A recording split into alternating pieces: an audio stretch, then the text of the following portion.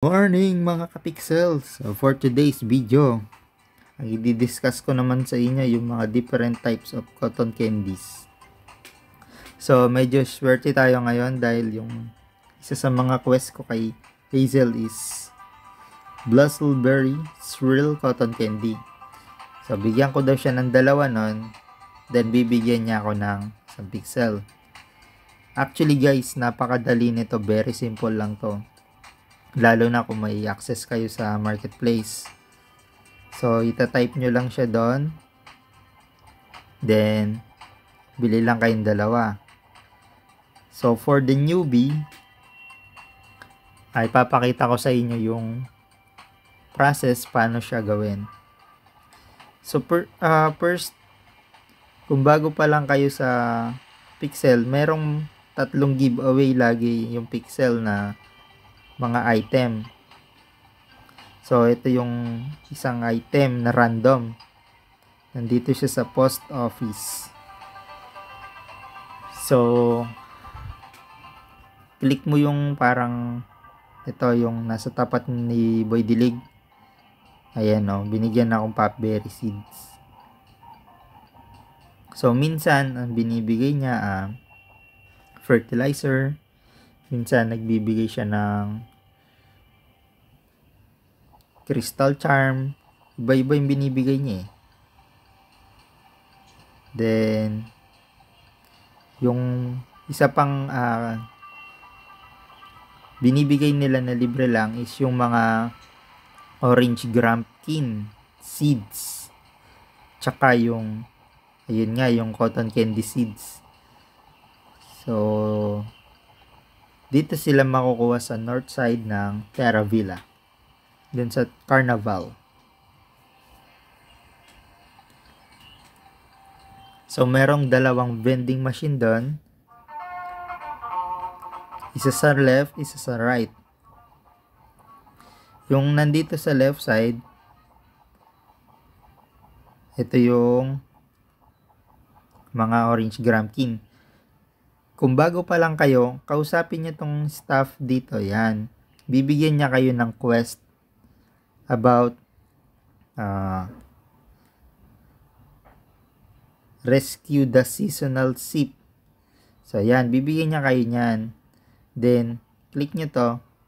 Ayun, naka 36 grumpkin seeds tayo. Libre yan everyday guys. Balikan nyo every 24 hours. Then, dito naman sa right side, dito natin kukuhanin yung seed para dun sa quest. Ayan. So, binigyan lang akong 12. Medyo makunat.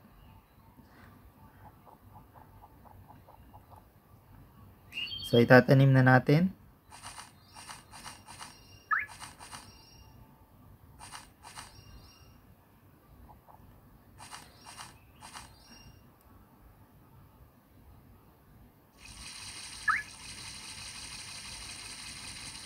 Itong mga seeds na to, nagre-require to ng 4 na oras para tumubo. So, medyo na-click ko yung refresh. Babalikan natin tong mga to after 4 na oras. Yan. So, yun na lang muna guys. Babalikan natin yan later. Ayan guys, after 4 hours, maglalagin na ulit tayo. So, this time babalikan na natin yung tinanim na cotton candy seeds. So, ayan. Boom, napuno, magic. So, nag-check ako dun sa aking inbox. May nakita akong madaming seeds.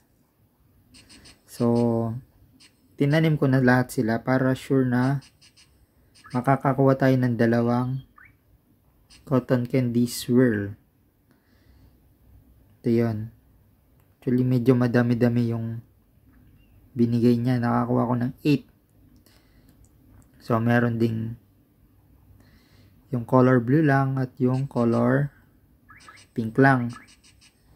So, kailangan nyo ng 4 na inventory slot para makater lahat to.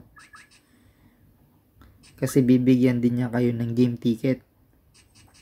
Actually, yung game ticket hanggang ngayon di ko pa rin nagagamit. So, may 1 month nang nakakalipas nung nag-start ako maglaro. Hanggang ngayon, di ko pa rin siya napapapalit. Okay. So, isasabit na natin to ngayon kay Hazel. Medyo maganda yung mood niya guys kasi yun lang yung hinihingi sa akin. Then, another thing pala is itong mga to, pwede nyo ring ibenta. As long as may access kayo sa marketplace.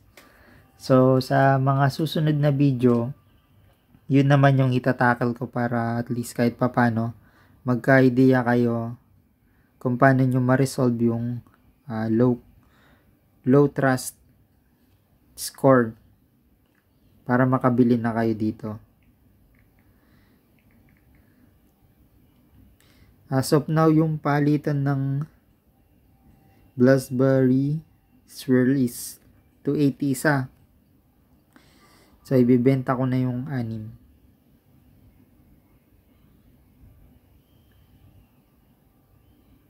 Oh, di. Bali, 7 pala.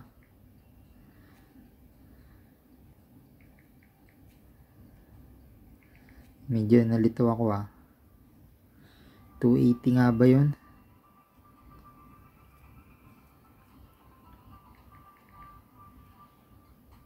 Okay, yan. Tama. Then, isubmit ko na to. Yung blue at saka pink na ice cream, bali, i-ano ko yan. Bebenta ko rin yan. So, yun. Nag-reflect na yung isang pixel. So, yun na lang muna guys. I hope may natutunan kayo sa video na to. Until next time. Bye-bye.